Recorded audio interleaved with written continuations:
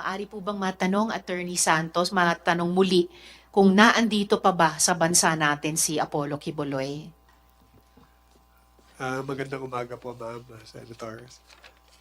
Based on our records po, as of to date, ang last po na flight ni Apollo Kibuloy po ay dumating po siya noong July 22, 2023. So, based on our records, nandito po siya.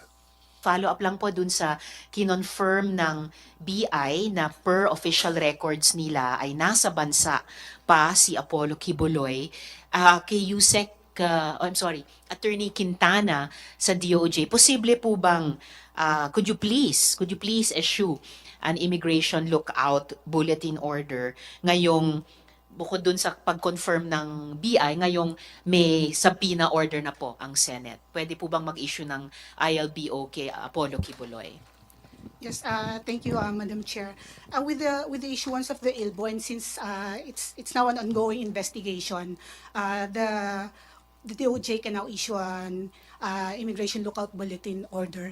But just caveat lang po, Madam Chair, kasi po ang ILBO, it's not meant to prevent the subject from leaving the country. Kung matatandaan niyo po, dati ho kasi meron kaming department order na in-issue para sa mga watchlist tsaka whole departure order.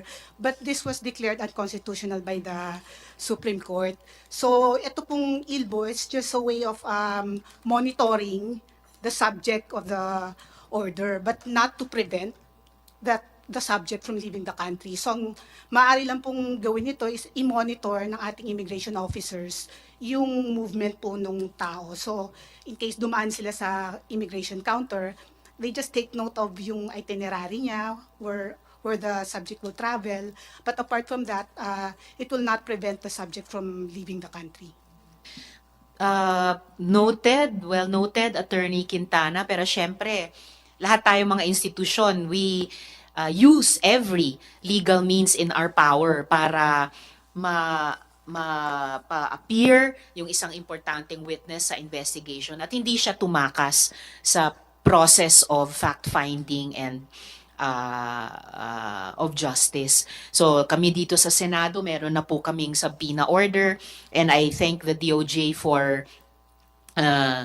saying on record na you will issue the ILBO already, Attorney Quintana? We will draft the recommendation to the Secretary, Madam Chair. At inaasahan po namin na mapirmahan ito ni Sec. Remulla. So at least DOJ, kami sa Senado, iba pa man, kumbaga sense of the institution yung itong mga importanteng dokumento natin, exerting whatever moral suasion sa ating mga colleagues and of course dun sa subject person. Pero paano pala ang ILBO kung sakaling private jet ang subukang gamitin?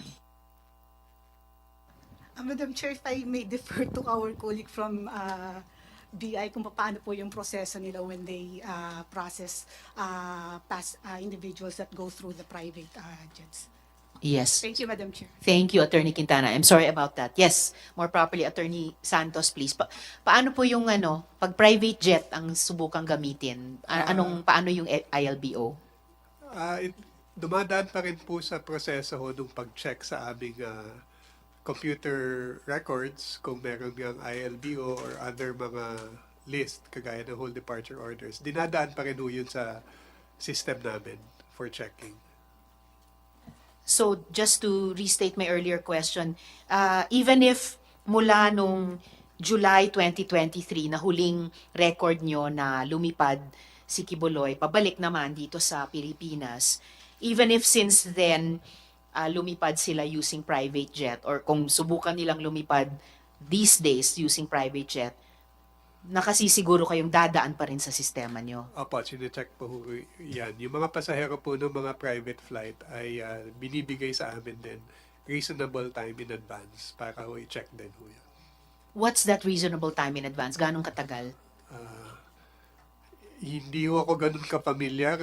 Usually, depende ho kasi sa nag-handle ng flight. Pero mga ano ho yan, siguro 1 or 2 days before.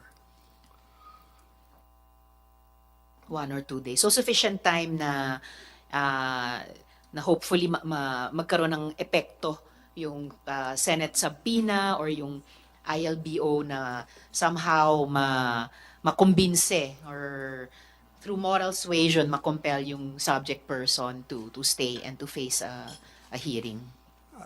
Tama po. Salamat, Attorney Santos.